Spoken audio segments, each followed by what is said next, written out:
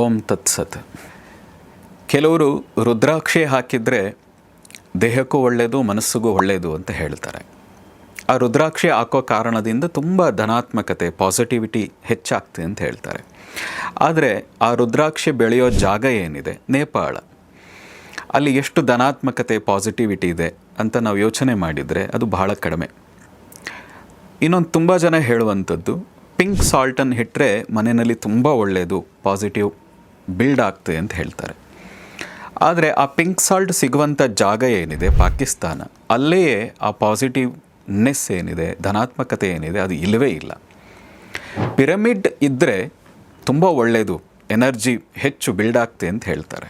ಆದರೆ ಪಿರಮಿಡ್ ಇರುವಂಥ, ದೊಡ್ಡದಾಗಿ ಪಿರಮಿಡ್ ಇರುವಂಥ ಈಜಿಪ್ಟ್ನಲ್ಲೇ ಆ ಎನರ್ಜಿ ಲೆವೆಲ್ ಏನಿದೆ ಭಾಳ ಕಡಿಮೆ ಇದೆ. ಅಂದರೆ ಅರ್ಥ ಏನು ಅಂದರೆ, ನೀವು ರುದ್ರಾಕ್ಷಿ ಹಾಕಿದ್ರೆ ಒಳ್ಳೆಯದಾಗಬೇಕಾದ್ರೆ, ಮನೆಯಲ್ಲಿ ಪಿರಮಿಡ್ ಇಟ್ಟರೆ ಒಳ್ಳೆಯದಾಗಬೇಕಾದ್ರೆ, ನೀವು ಪಿಂಕ್ ಸಾಲ್ಟಿನ ಬೇರೆ ಬೇರೆಯ ಆಕೃತಿಗಳನ್ನು ಇಟ್ಟು ಒಳ್ಳೆಯದಾಗಬೇಕು ಅಂತಿದ್ದರೆ, ಮೊದಲನೇದಾಗಿ ನಿಮ್ಮ ಮನಸ್ಸು ಚೆನ್ನಾಗಿರಬೇಕು, ನಿಮ್ಮ ಮನೋಬಲ ಏನಿದೆ ಅದು ಹೆಚ್ಚಾಗಿರಬೇಕು. ಆ ಮನೋಬಲವೇ ಇಲ್ಲದೆ ಪಿರಮಿಡ್ ಇಟ್ಟರೆ, ರುದ್ರಾಕ್ಷಿ ಹಾಕಿದ್ರೆ, ಸ್ಫಟಿಕ ಹಾಕೋದ್ರಿಂದಾಗಿ ಅಥವಾ ಇನ್ಯಾವುದೋ ರಿಂಗ್ಗಳನ್ನು ಧರಿಸೋದ್ರಿಂದಾಗಿ ಉಪಯೋಗ ಆಗಲ್ಲ.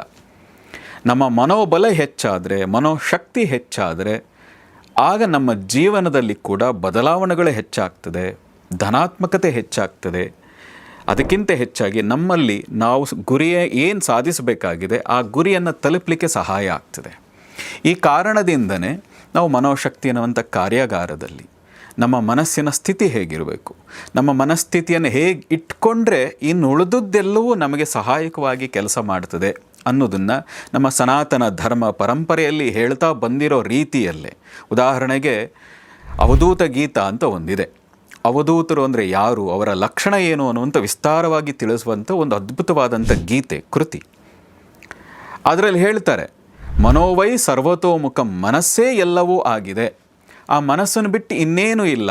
ನೀನು ಮೊದಲು ಮನಸ್ಸನ್ನು ಬದಲಾಯಿಸ್ಕೊಂಡ್ರೆ ಇನ್ನು ಉಳಿದದ್ದು ತನಗೆ ತಾನೇ ಬದಲಾಗ್ತಾ ಹೋಗ್ತದೆ ಅಂತ. ಇದೇ ಮಾತನ್ನು ಅಷ್ಟಾವಕ್ರ ಅನ್ನುವಂಥ ಮಹರ್ಷಿ ತನ್ನ ಅಷ್ಟಾವಕ್ರ ಗೀತೆಯಲ್ಲಿ ಹೇಳ್ತಾನೆ, ಯಾಮತಿ ಸಾ ಗತಿರ್ಭವೇತ್. ಏನು ಯೋಚನೆ ಮಾಡ್ತಾ ಇದೆಯೋ ನೀನು ಅದೇ ಆಗಿದ್ದೀಯೇ. ನಿನ್ನ ಜೀವನ ಇವತ್ತು ಇರಲಿಕ್ಕೆ ಕಾರಣ ನಿನ್ನ ಮನಸ್ಥಿತಿ. ನಿನ್ನ ಮನಸ್ಥಿತಿ ಬದಲಾಯಿಸ್ಕೋ, ಪರಿಸ್ಥಿತಿಗಳು ಬದಲಾಗ್ತಾ ಹೋಗ್ತದೆ ಅಂತ ಅಷ್ಟಾವಕ್ರ ಕೂಡ ಹೇಳಿದ್ದಾನೆ. ಆ ಕಾರಣದಿಂದಾಗಿ ನಮ್ಮ ಜೀವನದಲ್ಲಿ ಒಂದು ದಿಕ್ಕು, ದೆಸೆ, ಗುರಿ ಇದನ್ನು ನಿರ್ಣಯಿಸಬೇಕು. ಅದಕ್ಕೆ ತಕ್ಕಂತೆ ನಮ್ಮ ಮನಸ್ಥಿತಿಯನ್ನು ಬದಲಾಯಿಸ್ಕೋಬೇಕು. ನಮ್ಮ ಮನಸ್ಥಿತಿ ಬದಲಾಗ್ತಾ ಹೋದರೆ ನಮ್ಮ ಬದುಕು ಬದಲಾಗ್ತದೆ. ಹಿರಿಯರು ಹೇಳ್ತಾ ಹೋಗ್ತಾರೆ, ಭಾವನೆ ಬದಲಾಯಿಸ್ಕೋ, ಬದುಕು ಬದಲಾಗ್ತದೆ ಅಂತ.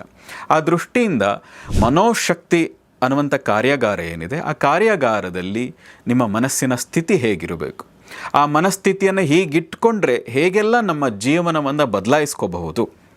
ಹಾಗೆ ಬದಲಾಯಿಸ್ಕೊಳ್ಳಿಕ್ಕೆ ನಮಗೆ ಒಂದು ಟಾರ್ಗೆಟ್, ಒಂದು ಗೋಲ್ ಸೆಟ್ ಅಂತ ಏನು ಕರೀತಾರೆ, ಒಂದು ಗುರಿಯನ್ನು ನಿರ್ಣಯಿಸ್ಕೊಳ್ಳೋದು ಹೇಗೆ, ನಮಗೆ ಮೊದಲೇದಾಗಿ ಅದೇ ಸರಿಯಾಗಿ ಗೊತ್ತಿಲ್ಲ. ನಮಗೆ ಎಲ್ಲವೂ ಗೊತ್ತು ಅಂತ ಅಂದ್ಕೊಂಡಿರ್ತೀವಿ. ನನ್ನ ಮನಸ್ಥಿತಿ ಚೆನ್ನಾಗಿಟ್ಕೊಂಡ್ರೆ ಪರಿಸ್ಥಿತಿ ಬದಲಾಗ್ತದೆ ಅಂತ ಎಷ್ಟೋ ಸರಿ ಹೇಳ್ತೀವಿ. ಆದರೆ ಪ್ರಾಕ್ಟಿಕಲಿ ಅದನ್ನು ನಮ್ಮ ಜೀವನದಲ್ಲಿ ಜಾರಿಗೆ ತರಬೇಕಾದ್ರೆ ನಮಗೆ ವಿಫಲರಾಗ್ತೀವಿ, ಕನ್ಫ್ಯೂಸ್ ಆಗ್ತೀವಿ, ಗೊತ್ತೇ ಆಗಲ್ಲ.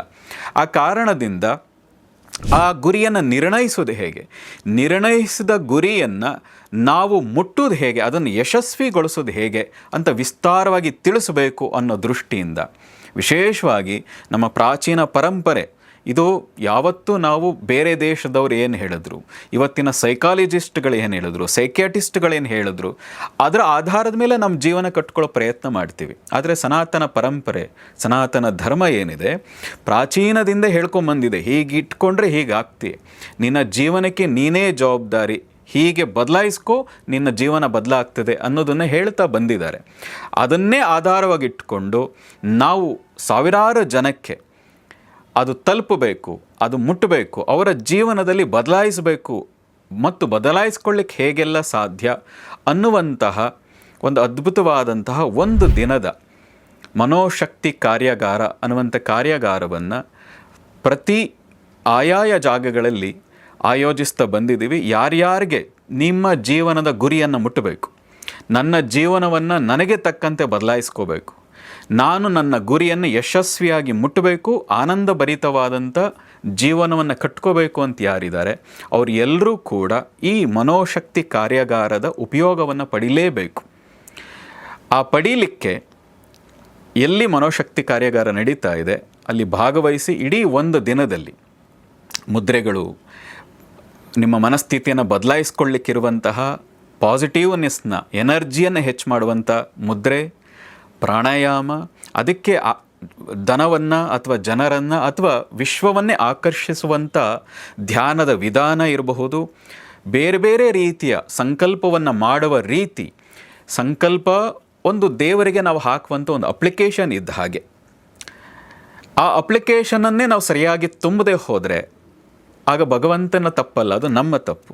ಹಾಗಾಗಿ ಆ ಸಂಕಲ್ಪ ಮಾಡೋದು ಹೇಗೆ, ಆ ಸಂಕಲ್ಪ ಮಾಡಬೇಕಾದ್ರೆ ನಮ್ಮ ಮನಸ್ಥಿತಿ ಹೇಗಿರಬೇಕು, ಹೇಗಿಟ್ಕೊಂಡು ಯಾವ ಪರಿಸ್ಥಿತಿಯಲ್ಲಿ ಸಂಕಲ್ಪವನ್ನು ಮಾಡಿದರೆ ಆ ಸಂಕಲ್ಪ ಈಡೇರಲಿಕ್ಕೆ ಸಾಧ್ಯತೆ ಇದೆ, ಮತ್ತು ಆ ಸಂಕಲ್ಪ ಮಾಡಬೇಕಾದ್ರೆ ಏನೆಲ್ಲ ವಿಧಿಗಳನ್ನು ಇಟ್ಕೋಬೇಕು, ಪ್ರಾಣಾಯಾಮವನ್ನು ಯಾವ ಪ್ರಾಣಾಯಾಮವನ್ನು ಮಾಡಿದರೆ ಸಂಕಲ್ಪ ಮಾಡಲಿಕ್ಕೆ ಸಹಾಯ ಆಗ್ತದೆ, ಮತ್ತು ನಮ್ಮ ಗುರಿಯನ್ನು ತಲುಪಬೇಕಾದ್ರೆ ಮುದ್ರೆಗಳು ಬಹಳ ಅದ್ಭುತವಾಗಿ ಸಹಾಯ ಮಾಡ್ತದೆ. ಆ ಮುದ್ರೆಯ ಜೊತೆಗೆ ಧ್ಯಾನವನ್ನು ಜೋಡಿಸ್ಕೊಂಡಾಗ 100ಕ್ಕೆ ಹೆಚ್ಚಿನ ಭಾಗದಷ್ಟು ನಮ್ಮ ಗುರಿಯನ್ನು ತಲುಪಲಿಕ್ಕೆ, ಸಂಕಲ್ಪವನ್ನು ಈಡೇರಿಸ್ಕೊಳ್ಳಿಕ್ಕೆ, ನಮ್ಮ ಜೀವನವನ್ನು ಇನ್ನೂ ಅದ್ಭುತವಾಗಿ ಕಟ್ಕೊಳ್ಳಿಕ್ಕೆ ಸಹಾಯ ಆಗ್ತದೆ. ಹಾಗಾಗಿ ಈ ಪ್ರತಿಯೊಬ್ಬರು ಈ ಕಾರ್ಯಾಗಾರದ ಉಪಯೋಗವನ್ನು ಪಡೀರಿ ಅಂತ ಈ ಮೂಲಕ ತಿಳಿಸ್ತಾ ಇದ್ದೀವಿ.